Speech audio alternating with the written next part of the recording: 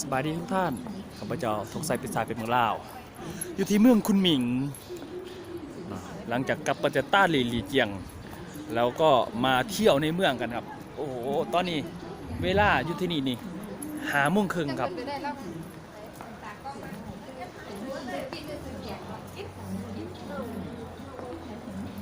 ครับเราก็หลังจากที่ชมฝนตกครับหลังจากที่ไม่เห็นฝนมานาน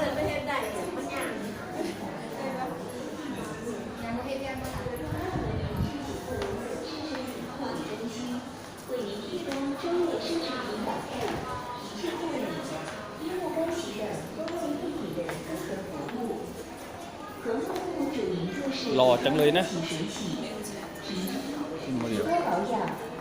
นี่โซนเครื่องสำอางจะบริเงินค่อยดอกสำหนึ่ง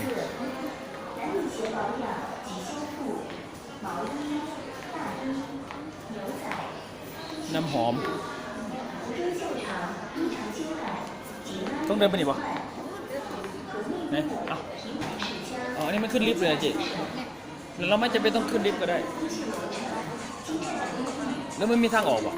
อ๋อไป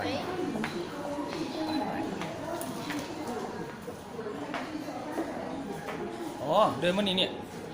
มันก็ทางออกเลยนี่จิทางออกมันทางออกข้างตึกเฉยๆเพราะว่าคนเขาต้องเดินไปทางคนอีกผมเป็นยังครับเดินเป็นเรื่อยเลยโอ้โหเอ้านี่ครับดูนี่เรนโรเวอร์ครับรถในฝันเลยเนี่ยจะซื้อเรนโรเวอร์อีกคันหนึ่งสีเอารถน้าหอกกันดิอยากเลี้ยงสีเอาไว้ออดี้นี่ก็เท่กันเลย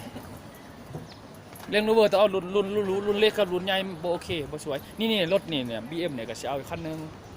นี่เบนเล่เจ๊ที่ผมบอกว่า30 ล้านนี่แหละรถผมเลยนี่โอ้ยอะไรจะขนาดนี้เอ้าถือสินะครับเยี่ยมถือเฉยๆเด้อเพราะว่าผมยังถ่ายอยู่ถ่ายให้ผมเนี่ยเจ๊ต้องเ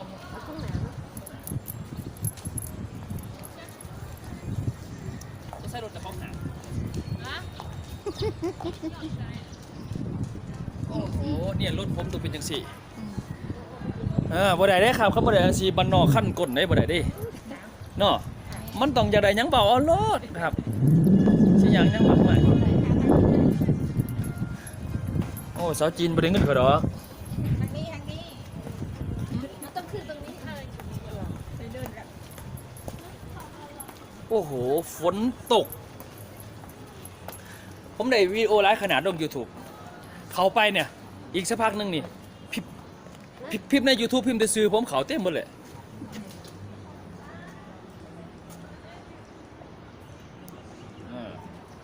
ได้ประตูเมืองด้วยได้ประตูเมืองด้วยเจ๊ได้ประตูเมืองไปครับมันเป็นห่างจริงแหละห่างเป็นหงเนี่ยมันทางออกแล้วนี่บอลท็อปไทยลูก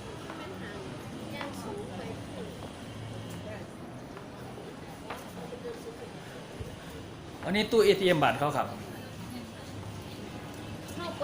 20ได้เจ๊ดูเขาว่ามาสเตอร์การ์ดได้หมดมันสีเสียเงินไหลครับกับเรียนบัตรเขานั่นแหละกระเป๋าว่าดอกไม้เราใส่ได้ที่เจ้ากระเป๋า